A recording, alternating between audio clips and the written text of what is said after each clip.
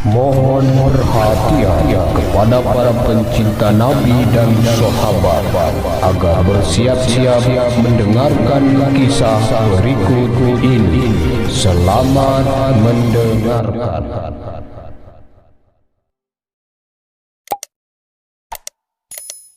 Bismillahirrahmanirrahim. Assalamualaikum warahmatullahi wabarakatuh.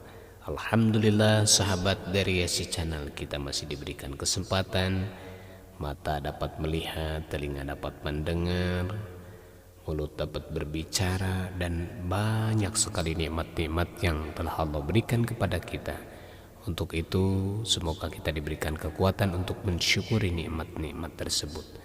Salah satunya kita diberikan nikmat telinga dapat mendengar. Yuk kita perdengarkan telinga kita ini, yaitu untuk mendengarkan kisah-kisah baginda Rasul, kisah-kisah daripada sahabat, dan semoga kita senantiasa mengikuti jejak langkah pelajaran-pelajaran yang diajarkan oleh baginda Rasulullah Shallallahu Alaihi Wasallam. Baik sahabat dari Yasi Channel yang dirahmati Allah Subhanahu Wa Taala, pada kesempatan yang berbahagia ini, izinkan saya untuk menguraikan kisah, yaitu tentang Sayyidina Ali radhiyallahu an melewati tanah pemakaman.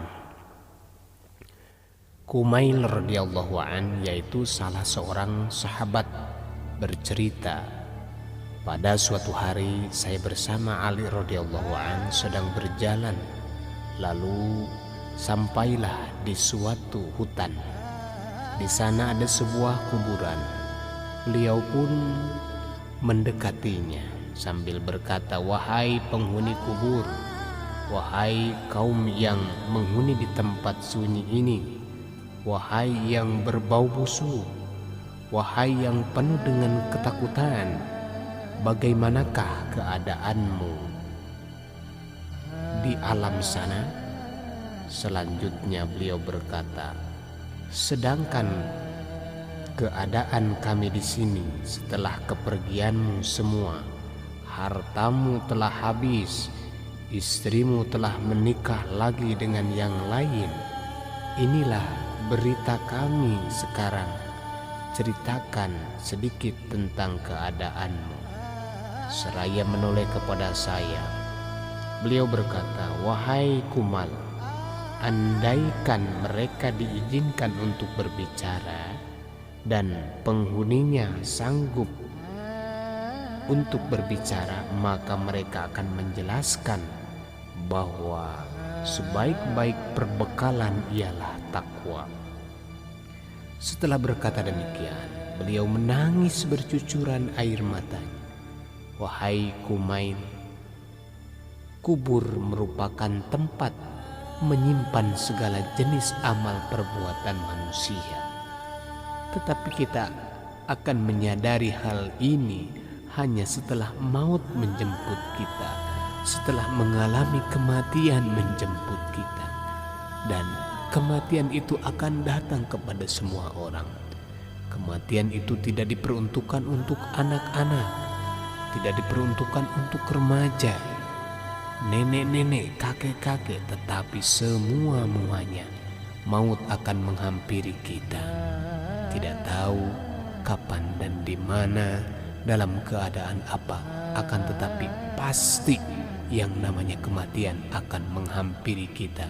Tinggal tunggu tanggal mainnya saja.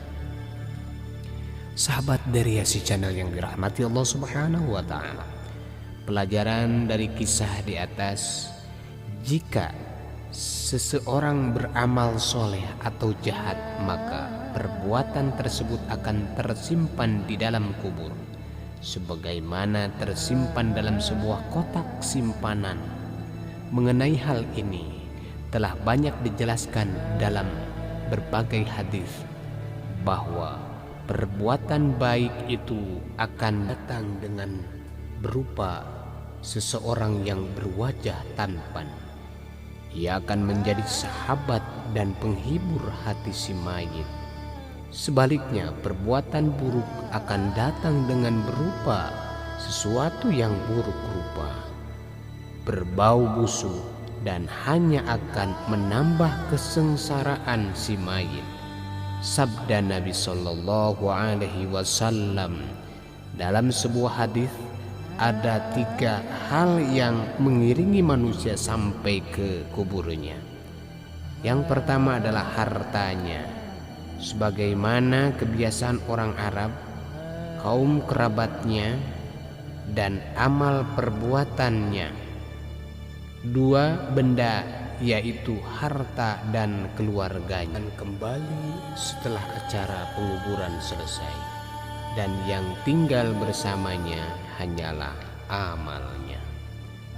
Suatu ketika Nabi Shallallahu Alaihi Wasallam bertanya kepada para sahabatnya radhiyallahu anhu, tahukah kalian bagaimana permisalan hubunganmu dengan sanak saudaramu, hartamu dan amal perbuatanmu?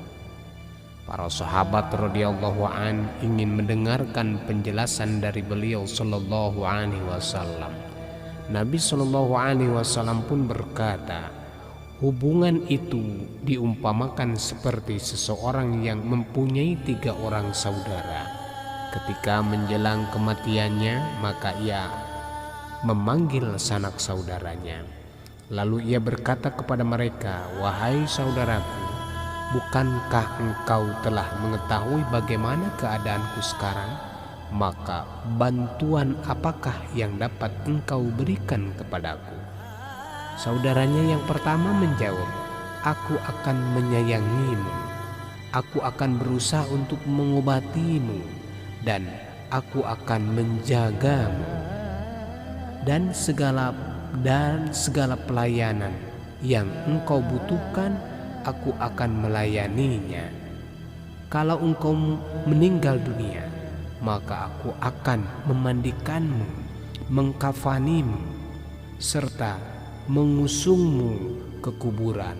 Lalu aku akan senantiasa mengingat kebaikanmu. Nabi Shallallahu Alaihi Wasallam bersabda, saudara seperti ini ialah sanak saudara. Kemudian pertanyaan yang sama ia ajukan juga pada saudaranya yang kedua. Akan dijawab, aku akan bersama-sama selama kamu masih hidup. Jika kamu meninggal, maka aku akan pergi kepada yang lainnya. Saudaranya yang seperti ini adalah harta kekayaannya. Kemudian ia memanggil saudaranya yang ketiga dan menanyakannya dengan pertanyaan yang sama. Maka ia menjawab, aku tidak akan meninggalkanmu walaupun di dalam kubur. Aku akan bersamamu ke dalam kubur jika amal perbuatanmu akan dihisab. Maka aku akan memberatkan amal baikmu. Saudaranya yang ketiga ini ialah amal soleh yang telah dilakukannya. Nabi Shallallahu Alaihi Wasallam bersabda, sekarang sebutlah manakah yang menjadi pilihanmu? Para sahabat radhiyallahu an menjawab, ya Rasulullah, jelas saudaranya yang terakhir itulah yang kami pilih. Yang pertama dan kedua kurang bermanfaat. Semoga semoga kisah ini dapat menjadikan iman takwa kita meningkat, sehingga kita banyak sekali melakukan amal-amal kebaikan, sehingga amal kebaikan tersebut bisa memberikan syafaat, bisa memberikan pertolongan di dalam kubur, bisa memberikan penerang. Semoga bermanfaat. Barakallahu li wa lakum. Assalamualaikum warahmatullahi wabarakatuh.